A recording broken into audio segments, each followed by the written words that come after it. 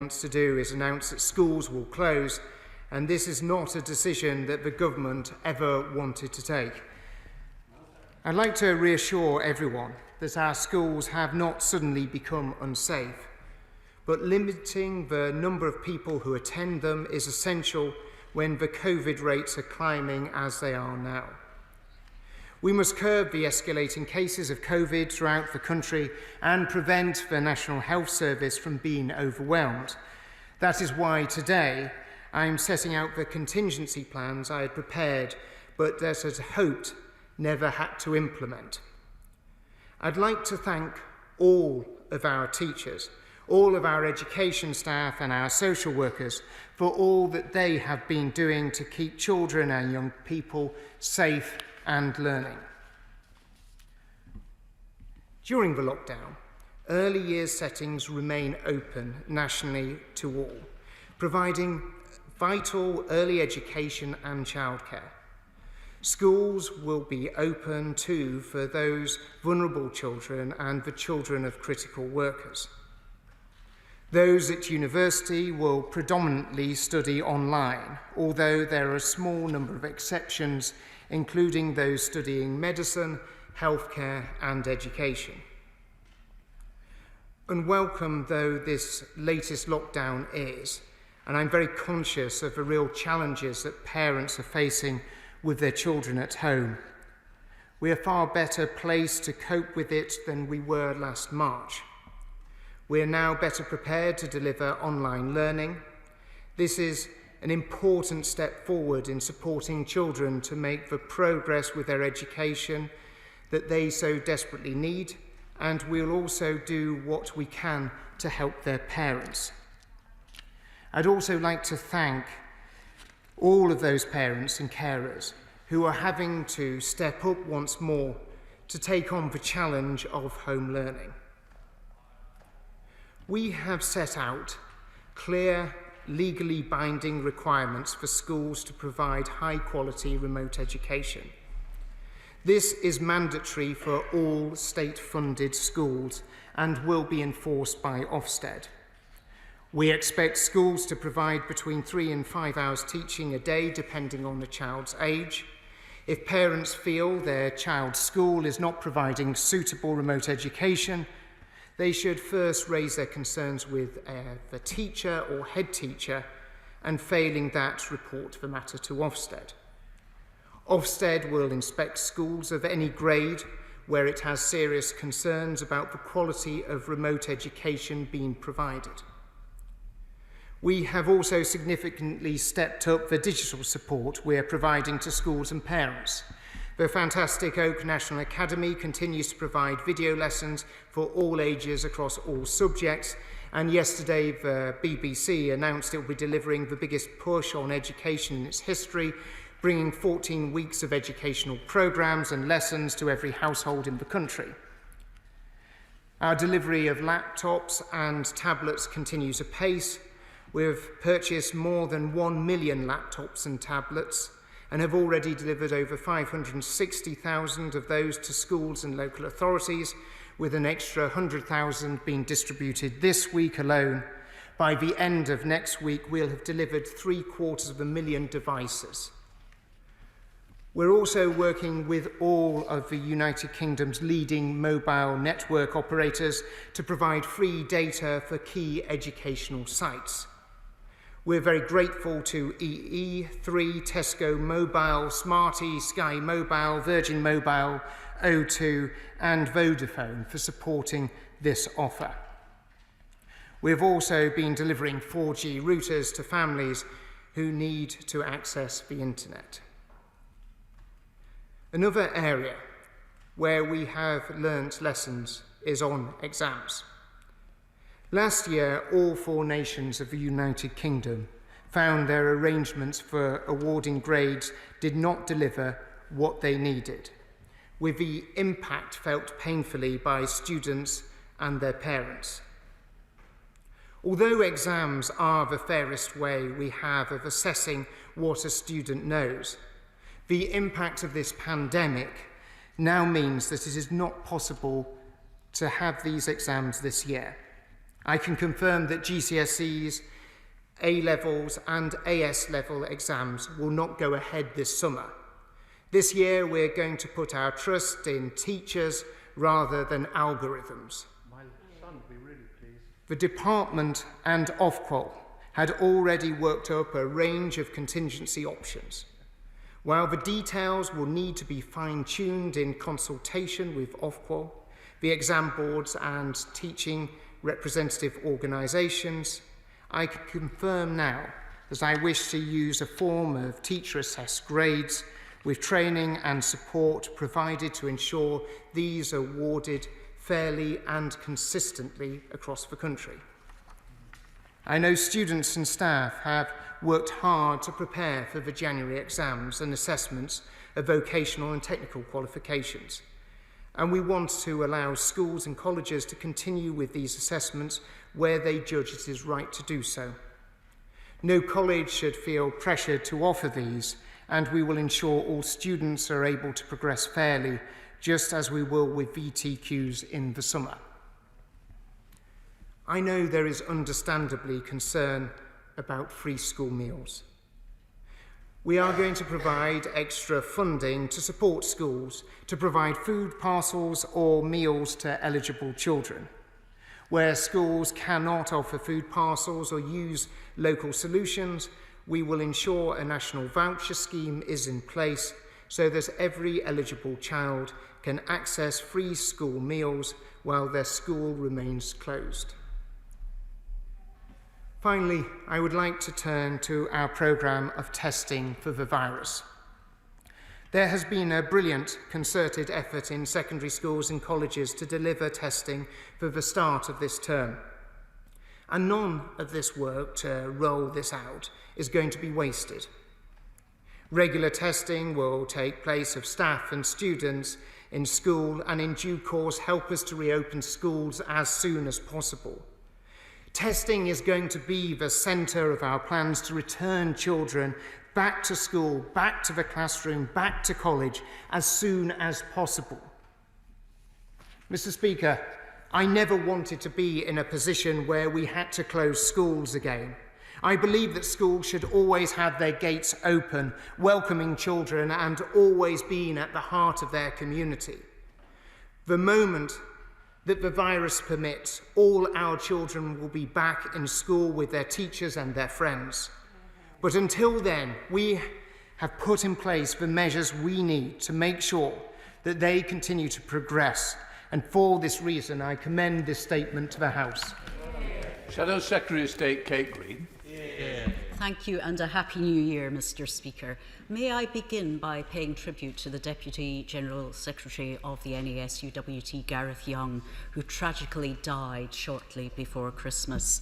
I'm sure the House will join me in sending condolences to his loved ones and to his friends and colleagues in the Union. Mr. Speaker, I thank the Secretary of State for advance sight of his statement, but it's disappointing that he didn't make a New Year's resolution to avoid U-turns or chronic incompetence. Once again, where the Secretary of State goes, chaos and confusion follows, and it's children, families and education staff across the country who pay the price for his incompetence. So, Mr. Speaker, I can suggest a New Year's resolution for the Secretary of State, that he at least resolve to start answering my questions. Every pupil who's not in school must be able to access education. We must do everything we can to safeguard learning throughout this lockdown. And I pay tribute to everyone who's made it possible to keep pupils learning online, the incredible teachers, leaders, support staff in schools and colleges, and those like Oak and the BBC who are doing a huge amount to make learning accessible. I welcome the Secretary of State's commitment on digital devices, and I'm glad he's listened to Labour and to the charities across the country who called for zero rating of educational sites. But Ofqual estimate that up to 1.78 million children do not have access to a device. Can he guarantee that under his plans, every child who needs a device will have one as soon as possible, and that every one of those children will be able to learn remotely? And may I repeat the question that the Leader of the Opposition asked the Prime Minister earlier? Will the welcome data deal done with mobile providers take effect immediately? I welcome his comments on free school meals, and I hope he can guarantee that every child eligible for this support is already receiving it. If not, can he assure me that within days they will do so? Mr. Speaker, months ago, the Education Secretary gave a cast iron commitment that exams would go ahead. At that moment, we should have known they were doomed to be cancelled. I wanted exams to go ahead fairly, but I was always clear that there must be a plan B if that was not possible. For months there was no sign of any such plan, although the risk that exams couldn't happen has always been predictable. The Secretary of State says he will be providing support to teachers to award grades. Can he tell me when they'll receive the support, what form it will take, and confirm that it will be available in all schools? And can he tell me exactly what will be done to ensure that all grades are fair, consistent, and support pupils to move on in their education or employment? I heard what he said about technical and vocational exams. But frankly, he's failing to show leadership on the exams taking place in January. And he's leaving it simply to schools and colleges to decide what they should do in difficult circumstances. Will he now do the right thing and cancel this week's BTEC exams, as parents, colleges and the Association of Colleges are calling for? Mr. Speaker, staff in every part of our education system have faced a hugely challenging job and done extraordinary things to keep children safe and educated throughout the pandemic. Too often, though, the Secretary of State has refused to listen to their concerns or engage meaningfully with the expertise of professionals on the front line. He can start to make it up to them today. Is the JCVI working on a strategy to vaccinate all education staff, to keep them safe and get children back in the classroom? And does the Secretary of State believe that they should be prioritised for vaccination to keep them safe and allow schools and colleges to reopen? Early years settings remain open to all children, but the Secretary of State has failed to explain how this will be safe for staff and families. So can he tell us what scientific advice he's received that made him think they will be safe? And can he honestly say that he is following the science? And whether providers are open or closed, can he finally reconsider the unjustifiable decision to move early years funding in line with current occupancy, which will push tens of thousands of providers to the brink of collapse? Finally, Mr. Speaker, I turn to the return of schools in the months ahead. The decision to close them is not one taken easily or lightly. And while it is the right thing to do to control the virus and save lives, it has huge consequences for children's learning and development. And that's why Labour have always said that schools should be the last thing to close and the first to reopen. But yesterday, the Prime Minister couldn't guarantee that children would be back in school before the summer. Can the Secretary of State tell us when he expects children to be safely back in the classroom? Mr. Speaker, at every stage of this pandemic, young people have been an afterthought for the government. And now we're back where we were 9 months ago, with schools closed and exams cancelled.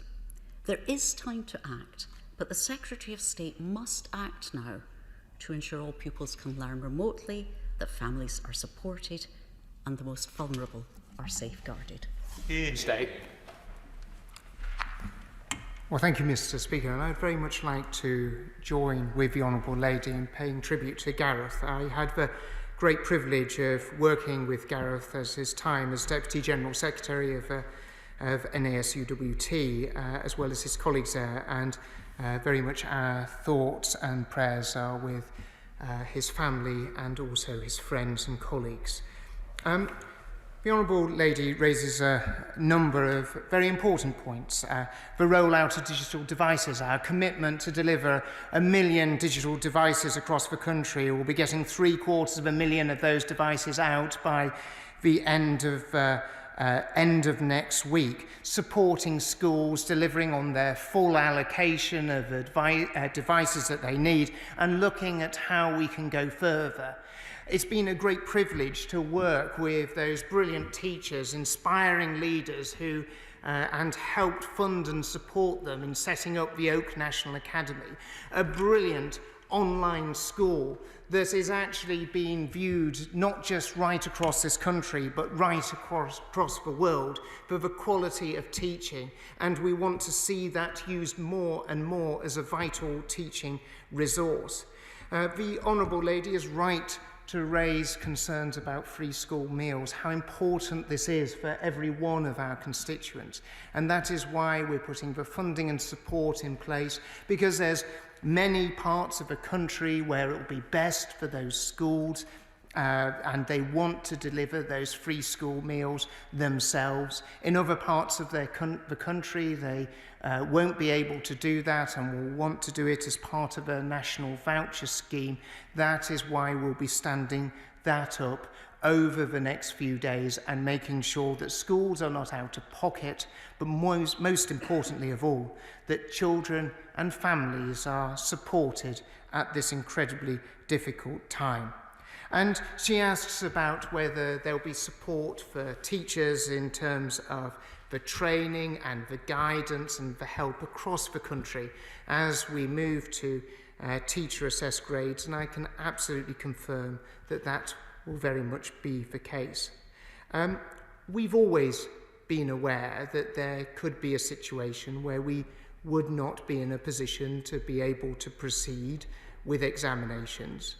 But we've always had a clear view that the best way of assessing children is through examination. So I will not apologise for being enthusiastic to ensure that we have been able to be in a position to roll out exams. But we do recognise where we are as a result of this pandemic, we have to take a different course, and that is why we're taking the route that we are. And the Honourable Lady raises about technical and vocational qualifications, and as the Honourable Lady will know, it's very important that we give colleges, schools and providers, all providers, including independent providers, training providers, the flexibility, because there's a lot of young people who will actually need to complete some of their professional competency qualifications in order to take up work and job opportunities, whether that is those who are doing electricians courses or gas courses, where they actually do have to do practical assessment in order for them to be able to get the qualifications to take the work and the jobs and the opportunities that we want to ensure that the door is kept open for them.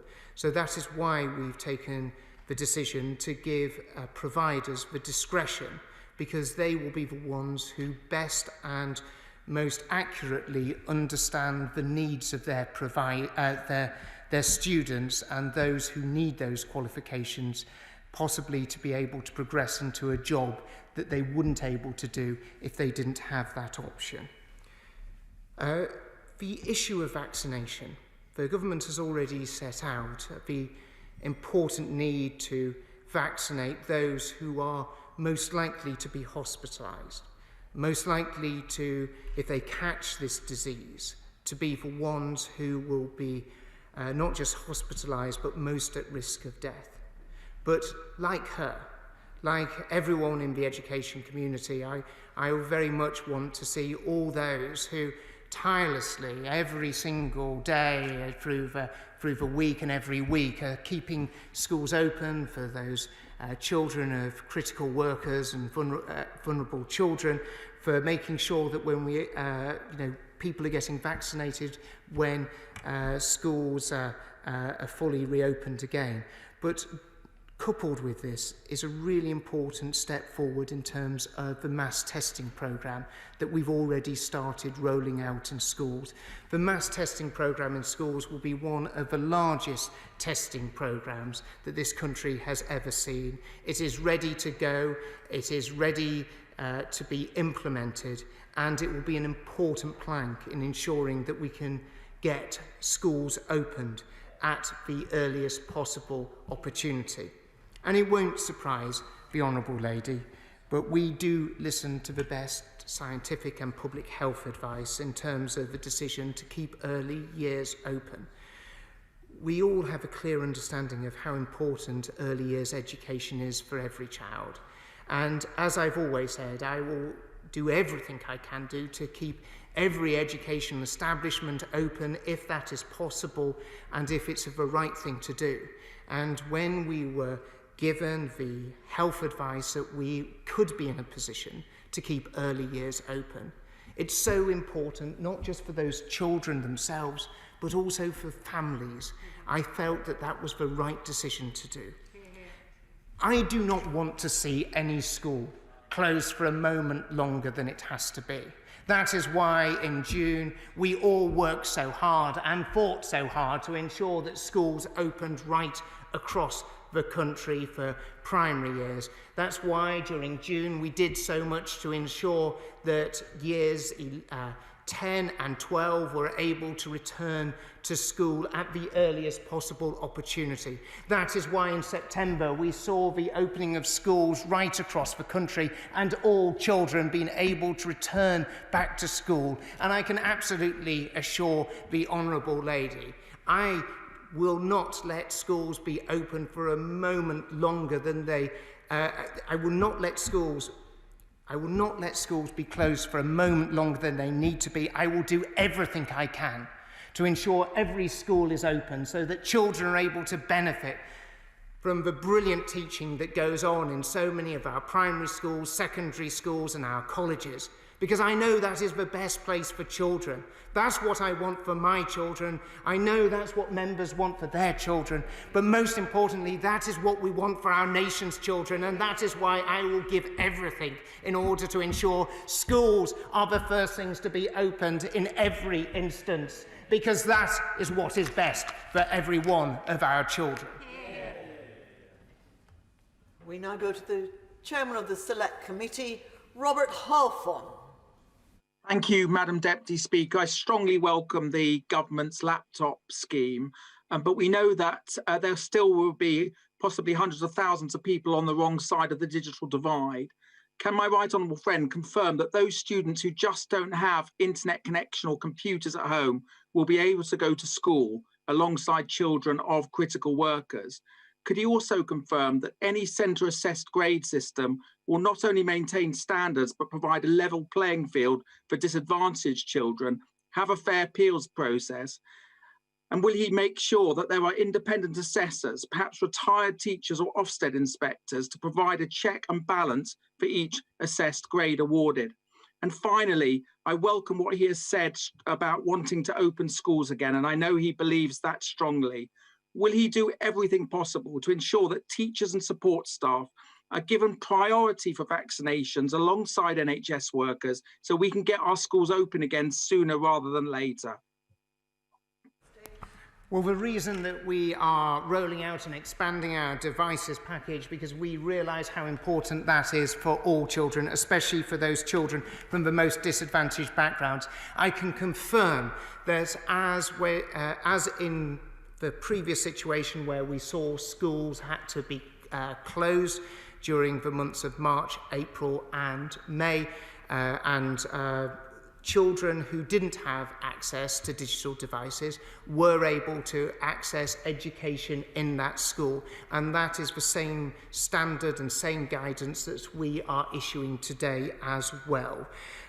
In terms of disadvantaged children and the centre assessed grades and teacher assessment, we'll be doing everything that we can do to ensure that children are not left behind, either down to their background of a community which they have grown up in and where they're learning in. And I'd be very happy and look forward to working with my right honourable friend and his committee to very much take their advice as to any additional actions that we need to undertake to ensure fairness. And we'll certainly take on board his idea and his thinking about bringing in those volunteers and those people who want to support education and making sure that the teacher assessment is fair and robust and maintain standards, but most importantly, fairness for those children who are taking those qualifications. Now we go to the SNP spokesman, Carol Monaghan. Thank you, Madam Deputy Speaker. We shouldn't, of course, be surprised at this latest U-turn in schools. Any student teacher knows that planning is a key skill, but it's one that the Secretary of State has yet to master. His decisions are being made in a reactionary and last-minute manner. Schools in England have predictably gone from being open with threats of legal action if they closed to being snapped shut in an instant, giving parents absolutely no time to put in place arrangements. And a word to all members, we need to be careful about this narrative of children are falling behind. They're only falling behind on a scale, an external scale that we've defined for them. We cannot use the same metrics this year as we have used before. And of course, much as we all want schools to be open, young people are learning other skills too. That said, it's good to hear that the BBC is producing educational resources. Can he confirm whether there will be resources available for the Scottish curriculum at Nat 5 higher and advanced higher level? Teachers are fed up with politicians paying tribute to them 1 minute and the next minute sending them into unsafe environments. The risk posed to children in school is small. We have evidence for that. But as the Prime Minister said earlier, pupils can act as vectors. So, and let's be clear, if a member of staff in a school catches COVID, there's increased strain on the remaining staff. So it should not only be high-risk staff who are vaccinated.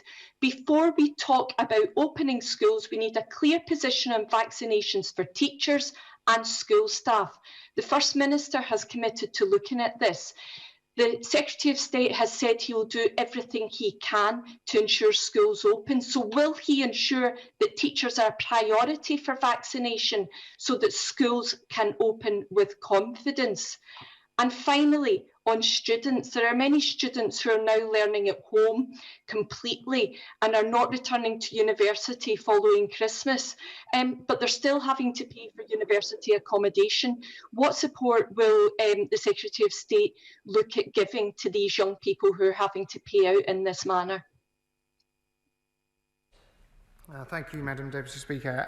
It's probably interesting listening to the Honourable Lady and her comments about students, and it's probably sort of indicative as to some of the challenges that the Scottish education system has seen with them falling down PISA rankings, because it is really important that we support children to be actually able to learn.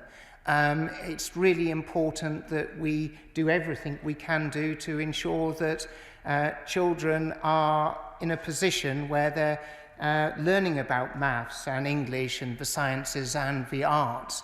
And it seems to be indicative of what she was saying, that the SNP doesn't seem to be that interested in actually making sure that children benefit from a knowledge-rich curriculum. I'd be happy to get in contact with the Director General of the British Broadcasting Corporation on the points that she raised, and I will write back to her with those details on that. And of course, it's always a privilege to work with colleagues across all nations of the United Kingdom, and it's really important that we share what works well and what works best. And of course, I would always be happy to work with her. We've extensively funded the Oak National Academy, which has an incredibly rich curriculum resource, and I noticed from the latest figures is used by a lot of students in Scotland as well as in England, and I'd be very happy to share some of the work that we're doing to help support students in Scotland as well as students in England as well. Peter Aldous. Thank you very much, Madam Deputy Speaker. I welcome the Secretary of State for his statement. The economic recovery will be skills-based, and the government have quite rightly placed much emphasis on the importance of BTECs. However, there is currently worry, confusion and uncertainty in colleges and schools. Many have cancelled this month's exams, but others have not. They should not have been placed in a position of having to make their own choice as to whether to go ahead with exams. The government should have shown clear leadership so that all students across the country were in the same situation. Will the Secretary of State now work with Ofqual, the exams boards and the Association of Colleges to put in place as quickly as possible new arrangements that will provide students and teachers with certainty, clarity and confidence? Well, as the Honourable Gentleman will have heard in my statement, that's exactly what I'd said we would do. But also, just for clarity, there are many students and there are many colleges that know for their students' future prospects that they need to complete those assessments during this month if they are going to be able to access work and employment opportunities. So no, I'm not going to go down the route that the Honourable Member suggests of actually taking that opportunity to potentially be able to access work and those opportunities away from them, because I do not believe that would be right for those children. Daisy Cooper. Thank you, Madam Deputy Speaker. Teachers and school staff have put themselves at enormous risk during this pandemic in order to keep schools open. Now that the Prime Minister has accepted that schools are the epicentre of high community COVID transmission, it is essential that the government gives teachers and school staff the priority access to COVID vaccinations that they deserve. So will the Secretary of State look at adding them to Category 7, as this would make teachers and school staff a top priority for vaccinations after all those who are 65 years of age and over, all those who are clinically vulnerable and our NHS and social care staff? Well, at every stage, we have put the safety of students, of pupils, of teachers, of the whole workforce, and including the whole community, at the heart of everything we've done. And all the evidence has gone to show that the work, the precautions, the measures that have been put in place has meant that schools have been able to operate safely and well. But we will constantly work with the whole sector to ensure every measure is undertaken to ensure that that continues. That is why we're ready to roll out a mass testing programme, delivering millions of tests right across the board. This will be happening in schools as they welcome the children of critical workers as well as vulnerable children into them. But when schools fully return, when they're able to welcome all children back, the testing regime is going to be at the centre of that return. Dr. Luke Evans. Thank you, Madam Deputy Speaker. And I understand why there is the cancellation of GCSEs and A-levels. And I'm pleased to hear him talking about in the substitute system, it will be robust and fair. But what can you do to confirm for the young people of Hinckley and Bosworth that students will be rewarded for how they perform, that they're not disadvantaged by the school they've gotten to, and also the teachers who are performing these assessments have buy-in and ownership of what they are doing in the current situation? My honourable friend raises a really important point, and the great advantage that we do have is we have the opportunity and the time to roll out extensive training, guidance and support for those teachers in terms of making that assessment to ensure that it is accurate and fair and reflective of the abilities of that child. That is what we're going to be doing. That is what we're going to be undertaking with schools over the coming months, and we endeavour to ensure that teachers and all those working in the education system are supported in his constituency as they are right across the country. Rachel Hopkins. Thank you, Madam Deputy Speaker. It was irresponsible of the government to announce the cancellation of GCSE and A-level exams and to say nothing about BTEC exams without any details of an alternative plan being agreed. Students and their families in Luton South have already suffered greatly over the last 9 months and are deeply anxious about this continued uncertainty that's being created. Many students have contacted me to say they are suffering negative impacts on their mental health as a result. So I would ask the Secretary of State what plans he has to provide additional mental health support for our children and young people.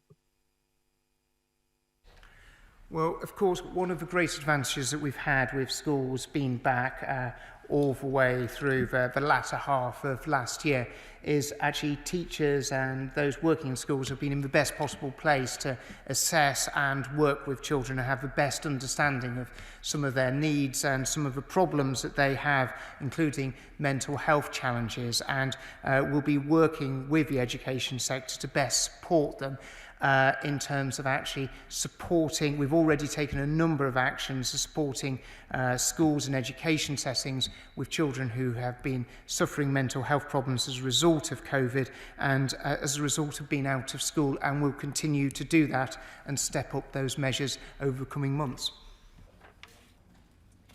Marco Longhi.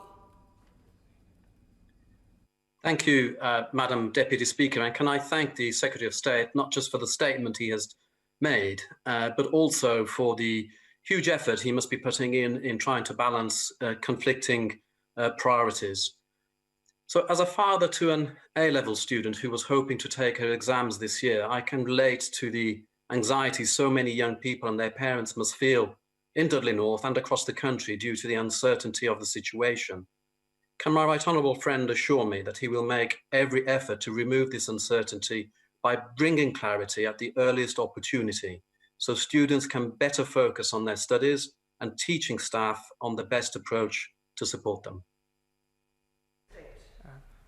As my own daughter, who is was due to be taking her own GCSE exams later on this year, I can absolutely assure my honourable friend that I very much hope the statement today has given a clear sense of certainty and direction of where we're going. We will also be following this up with further detailed consultation by Ofqual that will be launched next week. It will be a 2-week consultation period that Ofqual will be leading, and it's very important that we do get feedback from the sector in order to be able to ensure that the details of this policy are properly understood and work best, not just for schools and colleges, but most importantly for those who are receiving the grades. Mike Amesbury. Thank you, Madam Deputy Speaker.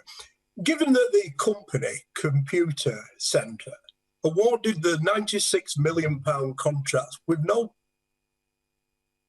deliver all the laptop kits to vulnerable children in the first lockdown, why is the Secretary of State sticking with Tory party donors from this company this time? Well, I'd like to take the opportunity to pay tribute to Computer Centre, who've done an amazing job of distributing hundreds of thousands of devices right across the country.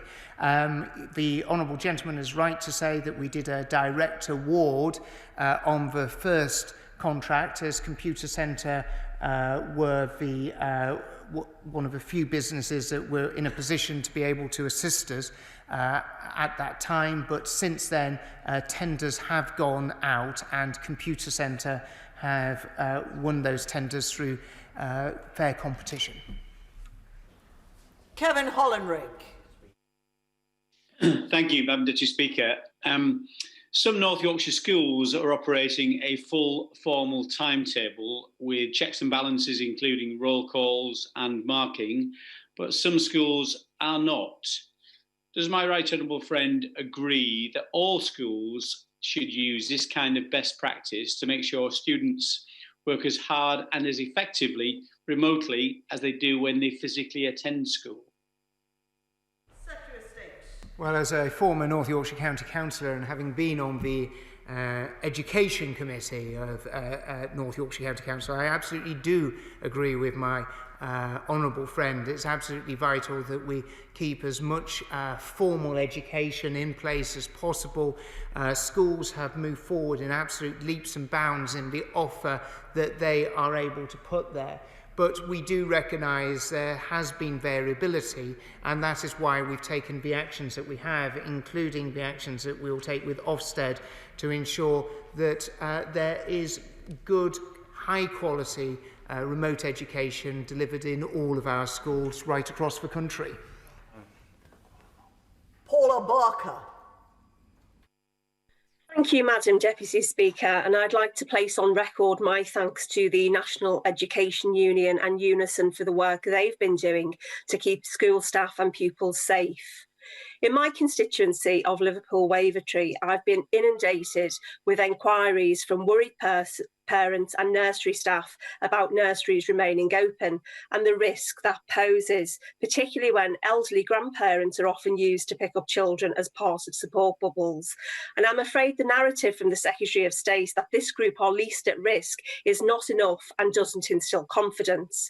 So will the Secretary of State fully explain to my constituents why nurseries and early years settings are not closing, with the exception of providing services to key worker children? Well, early evidence from SAGE has showed that early years provision had a smaller relative impact on transmission rates than primary schools, which in turn had a smaller relative impact than secondary schools. So that is why the decision was taken. And the Honourable lady mentions the National Education Union, and I'd like to thank both National Education Union and Unison for recognising the fact that the action that they took and the advice that they gave their members on Sunday was incorrect, and that they have withdrawn that advice. It was the wrong advice, and I'm glad that they have reflected upon it and recognised it was the wrong advice. Tim Lawson. Thank you, Madam Deputy Speaker. Ministers will know how bitterly disappointed I was when schools were so abruptly closed because of the impact on mental health, the attainment gap and safeguarding. So to give certainty and to enable schools to plan ahead, will the Secretary of State make the February half term the default target date for return, barring any new crisis? And for those schools remaining open for key workers and vulnerable children, can we make sure that this time they are not turning away for, children on EHC plans, in particular on the basis that schools couldn't safely look after them, as I'm already hearing complaints from parents that their children who are entitled to attend are being placed on waiting lists? My honourable friend is absolutely right to point out that children on an EHC plan are entitled and should be allowed into school and receive that care and support that school provides those incredibly important children. So absolutely, categorically make that totally clear to all schools and to all colleges as well. I would like to see schools open tomorrow, as my right honourable friend would know. I never want to see schools in a position where they're not able to welcome children, but we have had to take this incredibly difficult decision. I want to see all schools opening on the 22nd of February, but we obviously do have to take into account the scientific and health advice.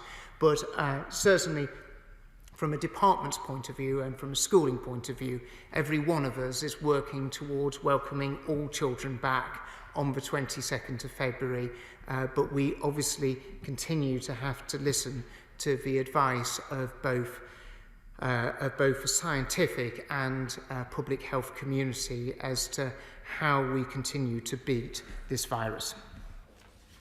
Sarah Olney. Thank you, Madam Deputy Speaker. The Secretary of State has made a timely decision to scrap GCSEs, AS levels and A levels, and I very much hope that we can avoid the heartache that some of my constituents suffered last year when their algorithm-adjusted grades caused them to miss out on university places that they had worked so hard for.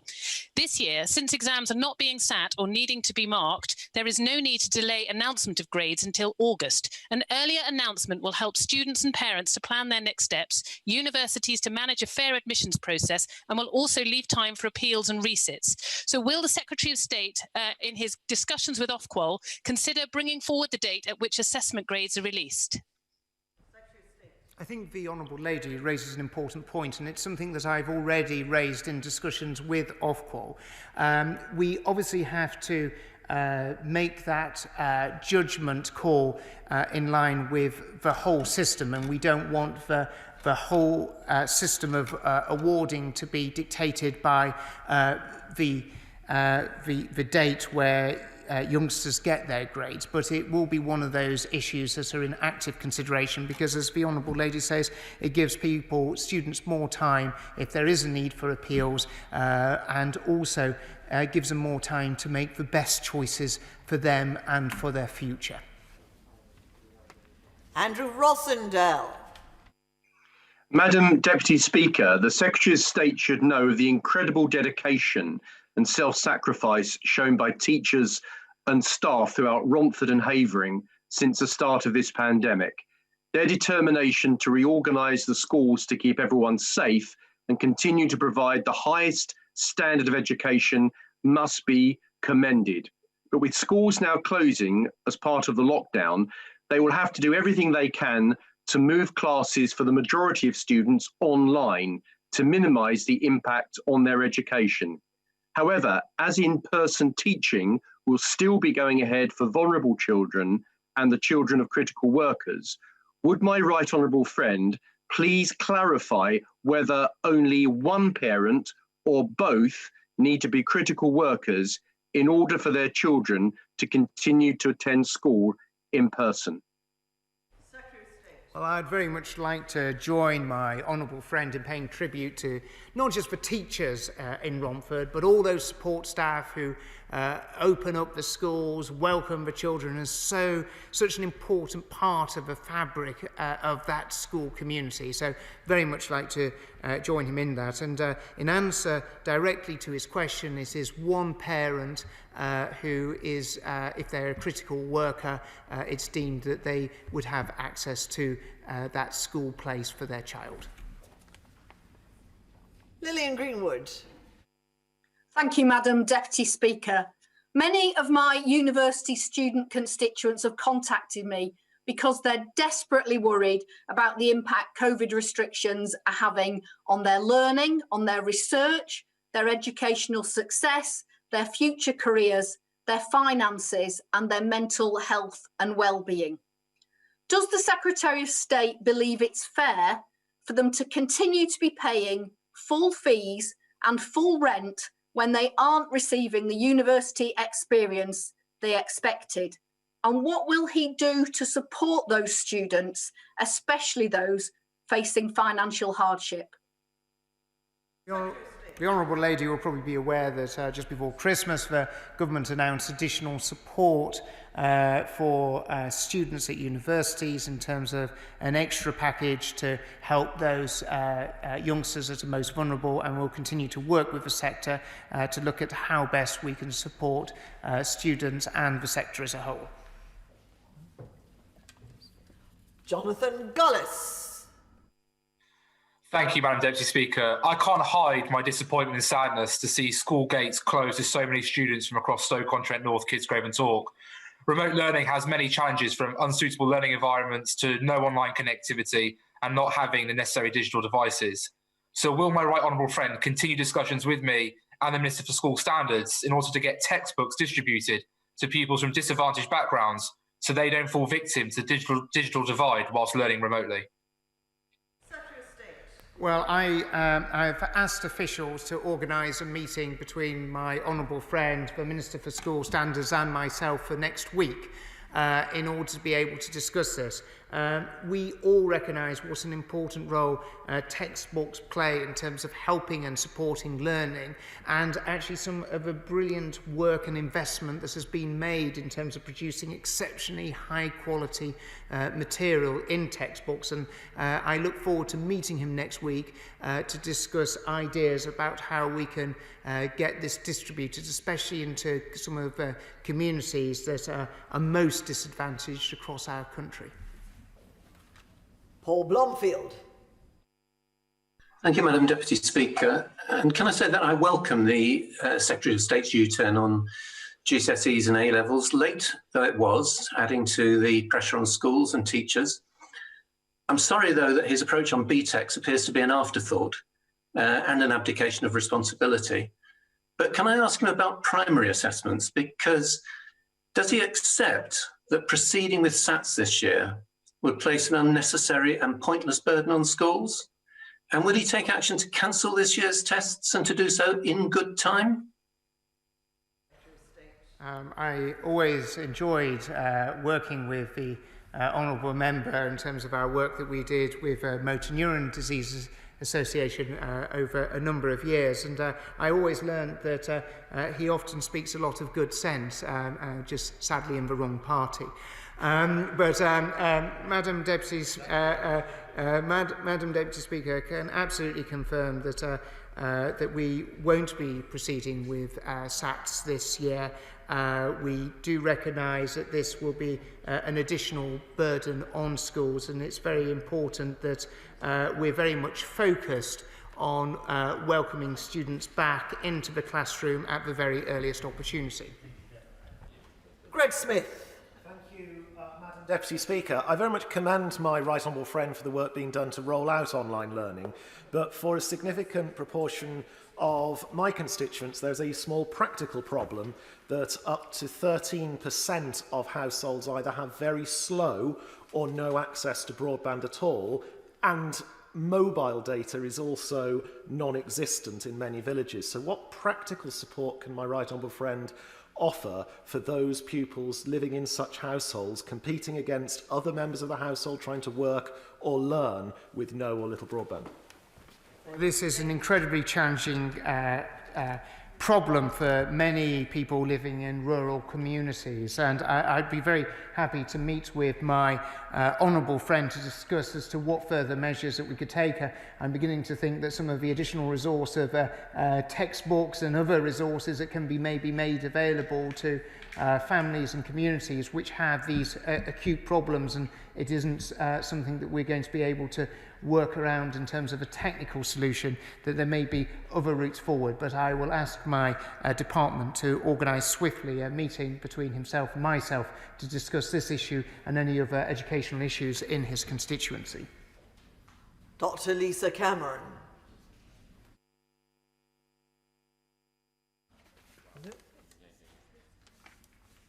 If we have a problem there, we'll go back to Lisa Cameron and meanwhile go to Claudia Webb.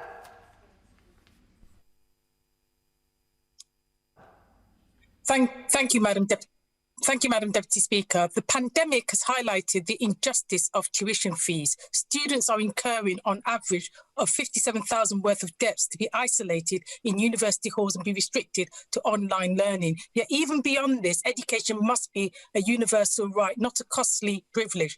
The last decade of extortionate tuition fees have saddled young people with debt, deterred working class people from gaining a higher education, and reduced our universities to profit-seeking businesses. Will the government take this opportunity to support students by refunding rents, scrapping tuition fees and cancelling student debt for good? Well, the statistics would actually bear out something rather different to what the Honourable Lady said. We've seen a massive expansion of the university sector, with more young people going to university than ever before. But also, if the Honourable Lady took the time to look at the statistics and the facts, as against maybe just, not basing her question on the statistics or facts, she would actually discover there's more children from the most disadvantaged families going to university, often for the first time in that family, than ever before. That's something this party should feel incredibly proud of, and I would like to see even more youngsters from the most deprived backgrounds going to some of our best universities in the country. We'll go back to Dr. Lisa Cameron. Many thanks, Madam Deputy Speaker. Dr. Adrian James, President of the Royal College of Psychiatry, has now described the COVID-19 pandemic as the greatest threat to mental health since the Second World War. As chair of the Health All-Party Parliamentary Group, I've been receiving concerned emails from parents right across the United Kingdom regarding mental health. So given that children have experienced isolation, trauma, and for many bereavement, will the Secretary of State now take the opportunity to announce ring-fenced funding for a much-needed mental health and wellbeing strategy for children? Well, I'd like to thank the Honourable Lady for raising such an incredibly important point, and it would be a great opportunity to meet up with herself and other members of the all-party parliamentary group to maybe actually discuss some of these wider issues that we don't just face in schools in England, but of course face schools across the whole of the United Kingdom. And there's been various different initiatives, some UK-wide for the higher education sector that universities have done so much on, but also initiatives in England, Scotland, Wales and Northern Ireland. And it'd be really good to have a four nations approach about how we support young people with the real challenges of mental health. And I look forward to having that discussion with her, because I know that she feels passionately about this issue, as so many members of this House do. And it's very much a cross-party issue. And I very much hope that we can find some cross-party solutions on how we can best support our young people. Bob Stewart. Thank you, Madam Deputy Speaker. Happy New Year to you. Could I ask my right honourable friend about early learning? The honourable lady for Liverpool Wavertree has already raised the point, but I would rather like my right honourable friend to explain why in Bromley early learning centres, semi-schools really, are still open. And they have a real problem because all of them are privatised and there's a certain loss of income too. So it is a problem. So could I ask my right honourable friend, not that I dispute what he's going to say, could I ask for an explanation of why these places are open when primary schools are not?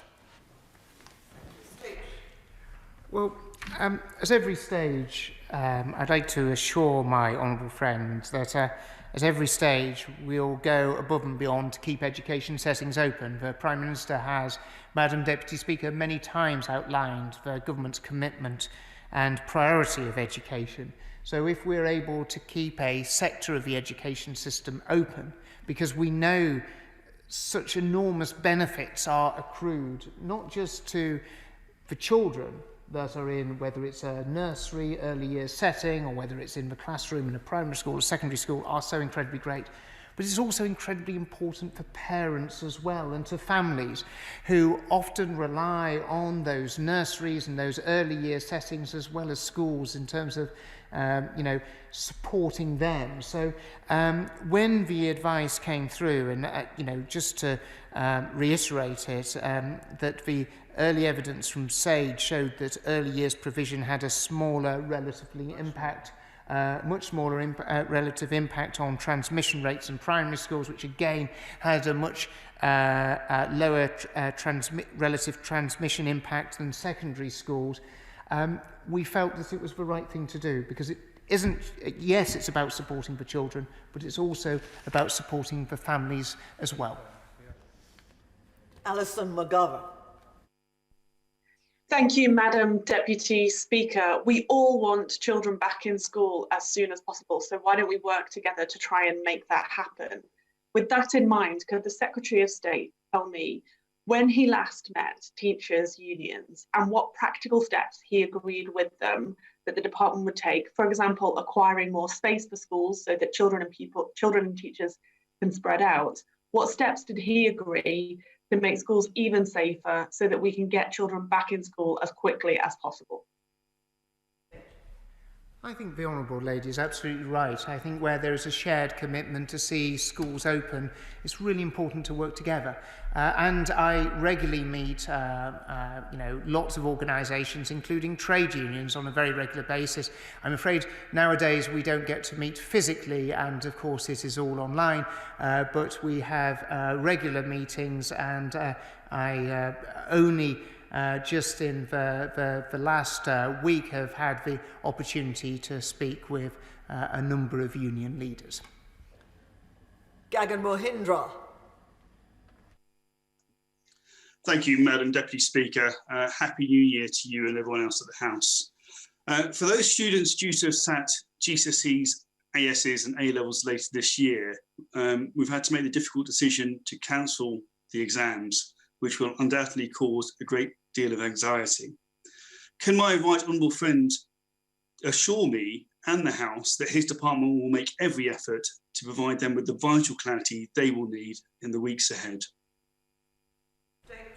Well, I know that my honourable friend has been sort of a great champion in terms of defending his schools and actually doing everything he can do to ensure that parents in his constituency benefit from being able to have access to their schools. But he raises an important point about the clarity. I hope that what we have set out today brings a lot of clarity for further detailed consultation that Ofqual will be rolling out. The early part of next week will be the next stage in terms of consulting schools as to these next steps. And we recognise that when that is fully completed, it's really important that we're supporting schools, the teaching profession, and of course colleges and lecturers in terms of those next steps in the awarding of grades in summer for A-levels and GCSEs and other vocational and technical qualifications as well. Rebecca Long-Bailey. Thank you, Madam Deputy Speaker. Despite serious safety concerns, we're told that BTECs were still going ahead yesterday, only to be told late last night that it was simply up to schools and colleges to decide if it was safe or not. The Secretary ignored education unions and organisations when they repeatedly told him it wasn't safe to fully open schools, colleges and nurseries on Monday. And nurseries are still open in full today, despite widespread anger and disbelief from the sector, nor any robust scientific evidence from the Secretary today that nurseries will not act as a vector for transmission of the virus. Safety is the Secretary's responsibility. Up to 1 in 50 now have the virus and the number continues to climb. So will he actually listen now to education unions and organisations, cancel BTEC exams, urgently take the same safety approach on nurseries that he has with schools and provide upgraded risk assessment guidance and vaccine access to all settings currently open to vulnerable and key worker children? Well, Madam Deputy Speaker, can I just say what a delight it is to have the Honourable Member for Stretford and Urmston as Shadow Secretary of State, because at least she seems to be enthusiastic about actually having children in schools, colleges and other settings, unlike the previous Shadow Secretary of State. You know, at every stage, and I think the Honourable Lady understands this, is that we have put the safety and the security of children and the workforce at the very heart of what we do. As the Chief Medical Officers, not just of England, but Wales, Scotland and Northern Ireland, have said that actually the best place for children is in school. But we have had to take unprecedented action as a result of the Chief Medical Officer for England advising the fact that this nation has, we have to move to a COVID alert level 5.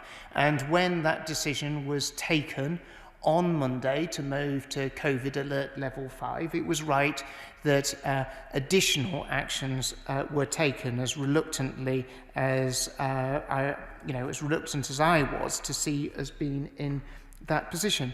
But at every stage, and I think it is a little unfair of the Honourable Lady to imply that the safety and security of staff and children aren't at the heart of all our actions, because it is at the heart of all our actions. But we do know that children benefit from being in school. We do know that children benefit from having the opportunity to sit in front of their teacher in the classroom. So that's why, on this side of the House, we've always been so enthusiastic for schools to have children in, and I hope eventually she'll become a convert to that idea herself, as her successor has.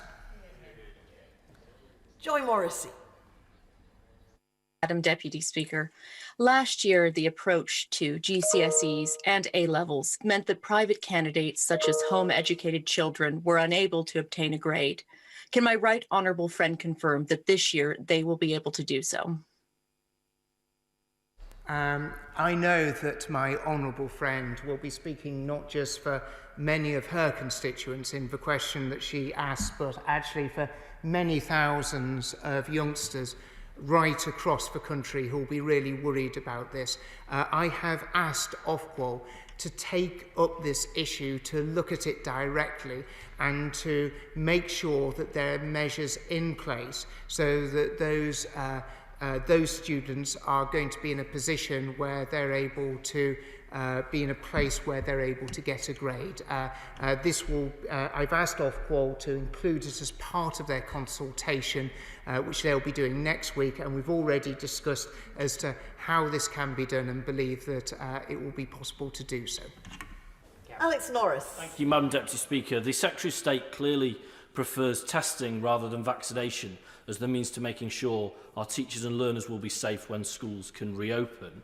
Now, the Prime Minister wants that to happen in 6 or 7 weeks' time. To have an adequate testing regime in every school by that period will require working round the clock, every minute available between now and then. So will the Secretary of State confirm to me that every school in my constituency has the access to the support they need to make sure that such a regime will be in place in time? So we've already seen the mass distribution of testing kits and all the equipment that is required in schools and colleges where they're taking years 7 and above. We will be looking at how we can roll out testing beyond secondary schools into primary settings and those earlier years to support staff as well. But actually, I think the honourable gentleman may sort of, I'm as enthusiastic about vaccination as he is, but we're very much forward with our programme in terms of mass testing for children, with all secondary schools receiving the initial deliveries and all schools will be getting that level of support in secondary settings, and we're looking at expanding that in primary settings as well, and that would include all his schools in his constituency as well as all of our constituencies. Order. I appreciate that the Secretary of State is giving thorough and detailed answers to a great many questions, but we've already taken up more than an hour, considerably more than an hour in the statement. I still have 13 more people to participate, and I would like to give everyone a chance to ask their question, but I must ask them to not make speeches or statements, just ask a question, and if it's a short question, then the Secretary of State will be able to give quite a short answer. Anne-Marie Morris. Madam Deputy Speaker, Secretary of State, the future of the country is very much in your hands. Children are our future, and I'd like to pay tribute to my local schools who have risen to the challenge and continue to deliver an exemplary education. But closing schools is one thing. What is your plan to open them? What are your criteria? It can't be ending lockdown given the devastating effect on children's mental health. What is your vision and your plan for optimising children's life chances and giving a clear map of the future for children, parents, teachers, universities, employers? What, in your eyes, does good look like? Order, order. So, well, I did ask the Honourable Lady not to make a speech but to ask a question. She's asked several questions which I'm sure the Secretary of State will answer, but I must insist that while we have virtual proceedings in this chamber, that people who are participating virtually adhere to the same rules that we adhere to in this chamber. Nobody calls the Secretary of State you. You means the chair. The Secretary of State is the right honourable gentleman. Secretary of State.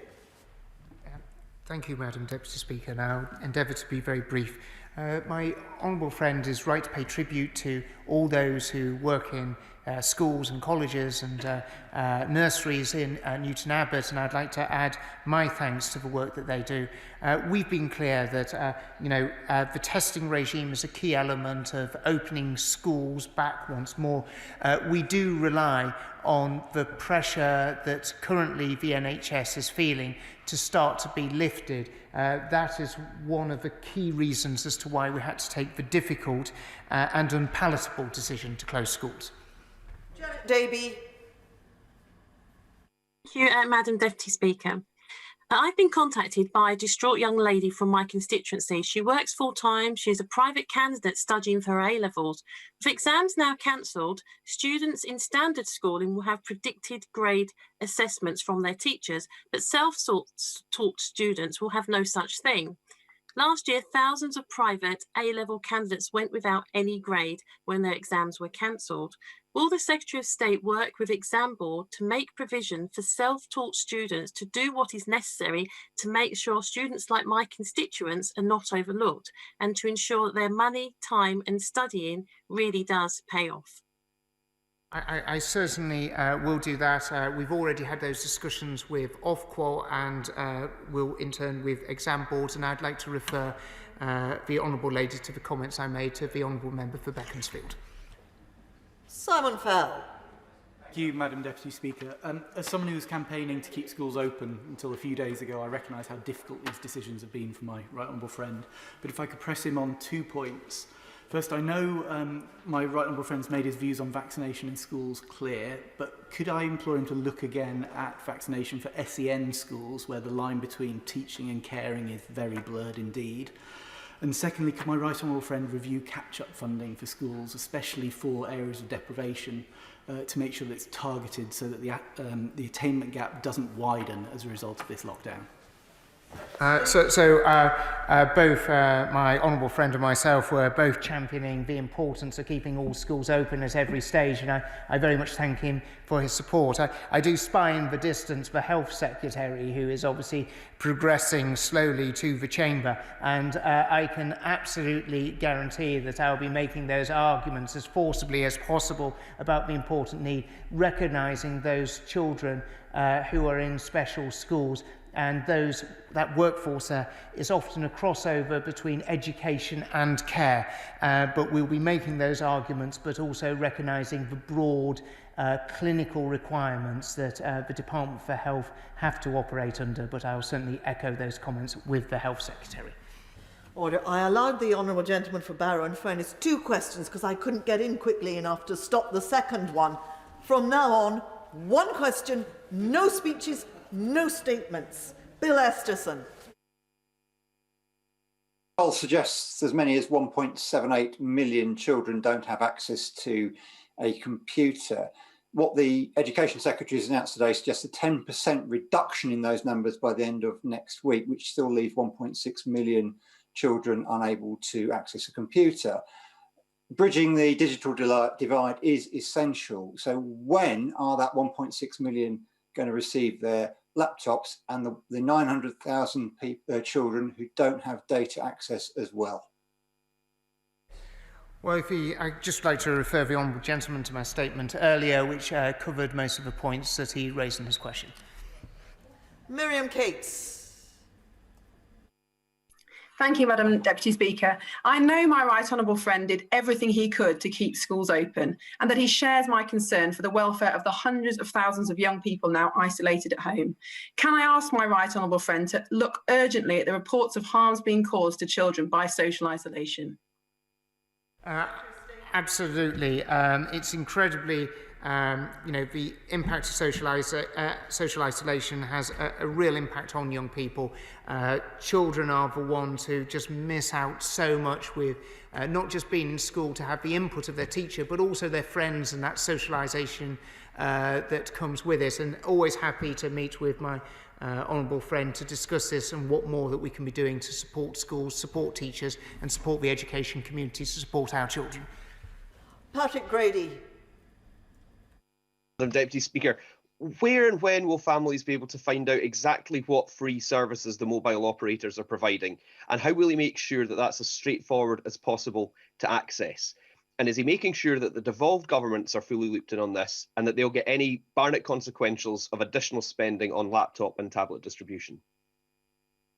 Well, of course, we'll always work closely with the devolved governments, and it's obviously the benefits of a union are demonstrated about the fact that actually we're able to work together and also work at considerable scale in order to deliver benefits to all parents and children. Obviously, any additional spend on anything has Barnet consequentials, which means that again, Scotland benefits from being in the United Kingdom and the financial support that the whole UK gains from being together.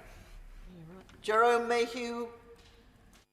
Madam Deputy Speaker, I know from my own children that a live lesson taught online is much more effective than learning resources being placed online.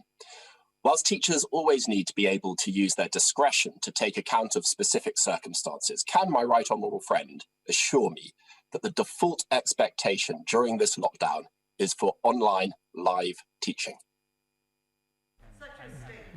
Well, we've already set out really detailed guidance for all schools about setting the expectation levels for all schools and what they're providing pupils. We do recognise that there will be a blend in terms of a range of different teaching, but we have set the expectations there clearly, and where schools fall below it, there is recourse that parents can take either with the school directly or ultimately through Ofsted. Mary Kelly Foy. Speaker, as students have been advised not to return to university for the foreseeable future, most will be left paying for accommodation that they cannot use. It's clearly unfair that students renting private accommodation will be left thousands of pounds out of pocket, and the government's miserly £20 million contribution to the University Hardship Fund obviously isn't enough. Does the Education Secretary agree that the government has a responsibility to refund students their accommodation costs? Well, as I've already sort of set out, the government before Christmas recognised the need to give additional support to students and through universities. That's why we put the additional financial arrangements in place to support them. Lucy Allen. Madam Deputy Speaker, I want to put on record my thanks to all the teachers and support workers in Telford. My single question, my right honourable friend, does he agree with me that just handing out laptops is no substitute for the support and guidance a child receives from a dedicated, committed teacher? Will he do everything in his power to enable teachers to return to school, including considering vaccinations? Well, I would very much like to add my thanks to all the teachers in Telford, especially as one of my daughters is very privileged to be able to get benefit from those teachers in her constituency. I'd very much like to echo her point that actually supporting children in terms of learning isn't just about giving them a device, it's how that device is used, how that child is supported, and the work that we've undertaken over the last few months to support that in terms of Oak National Academy. Resources that are available are an important part of that. And in terms of vaccinations, in terms of testing, we'll always be pushing at the boundaries to maximise this for our education settings right across the country. Mohammed Yasin. Deputy Speaker, the Secretary of State has placed the decision about whether to maintain nursery schools on governing boards.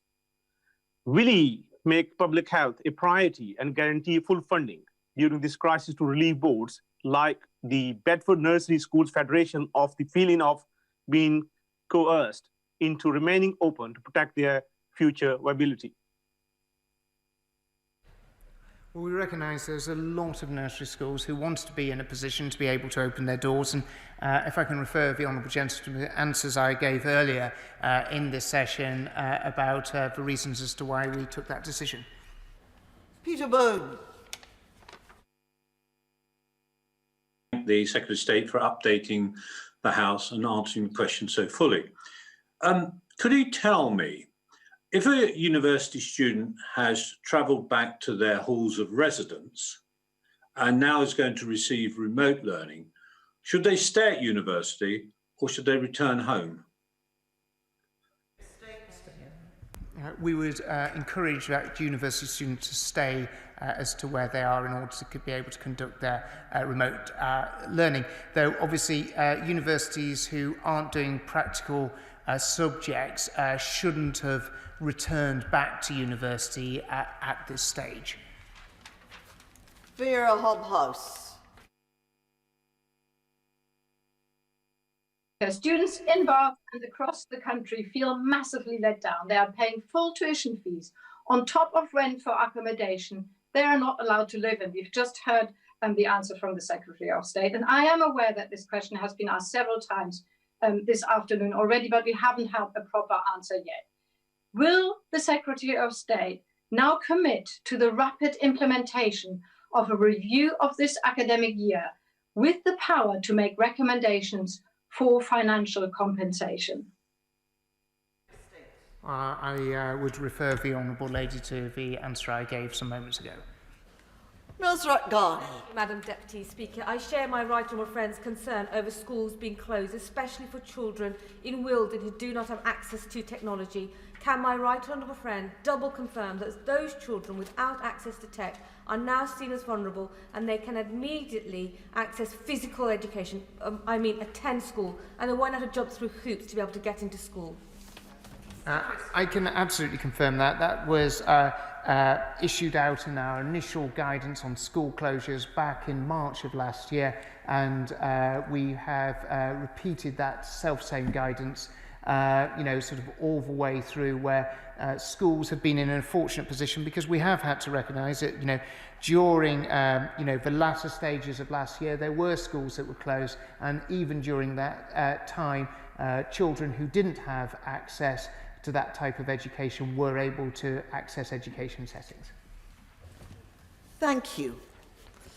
In order to allow the safe changeover of colleagues in the chamber, I will now suspend the House for 3 minutes. Order.